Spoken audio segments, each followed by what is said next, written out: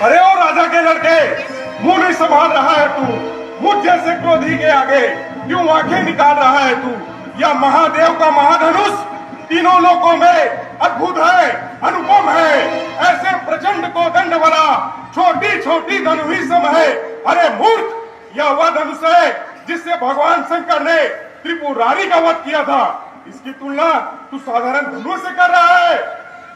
हे मुनिराज, यह धनुष पुराना था और भैया के छूते ही टूट गया। इसमें व्यर्थ क्रोध करने जैसी कोई बात ही नहीं है। श्रीमान तपस्वी ब्राह्मण है, इसलिए मुझे यह कहना है। ब्राह्मण का भूषण क्रोध नहीं, छोरी सी राज में पहना है। अरे ये कहना तो हम राजपूतों का है जो रण में पहना जाता है। बालक क्या हुआ तुझे? बालक क्या हुआ तुझे जो बात करता जाता है? क्या साधारण व्यापारी ब्राह्मण समझा है जो मुझे डांटता जाता है? मुझे साधारण ब्राह्मण न जान, मैं क्षत्रिय कुल का द्रोही हूँ, भृगुवंशी बाल ब्रह्मचारी, अति क्रोधी और निर्मोही हूँ। मेरे इस लौह कुलारे ने सोनिक की नदी बहा दी है। इस आर भूमि को कई बार चट्टानी रान बना दी है। मेरा यह लौह कुलारा शास्त्र बाहु के भुजा काटने वाला है। तू भी जरा गौर से देख, जो शीघ्र ही तेरा लहू चाटने वाला है।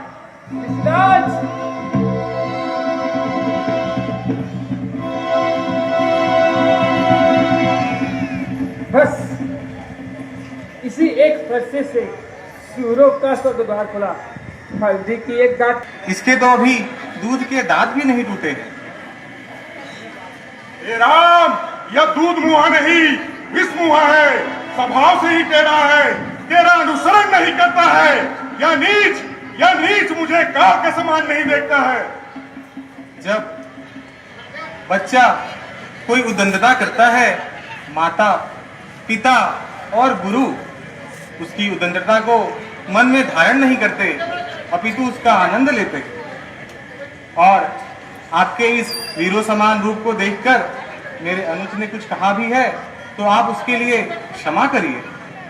तुम भी कुछ कम धूर्त नहीं हो राम, अपने भाई के जैसे ही हो। तेरा भाई तेरी सम्मत पाकर मेरे बार बार मजाक उड़ा रहा है और तू हाथ जोड़कर मुझसे अनुनय भी न कर रहा है।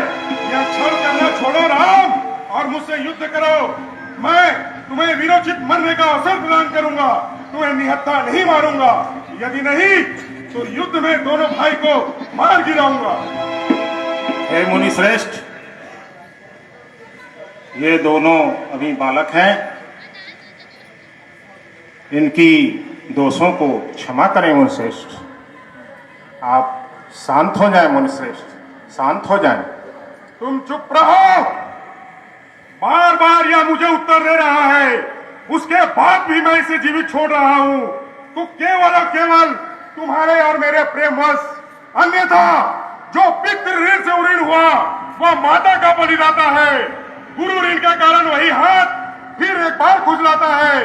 उस कारण उस कर्जे का पूरा भुगतान करूंगा मैं। अपने इस खूनी पर्चे से इसका बलिदान करूंगा मैं। अपराधी तो तुम हो मुनिवर,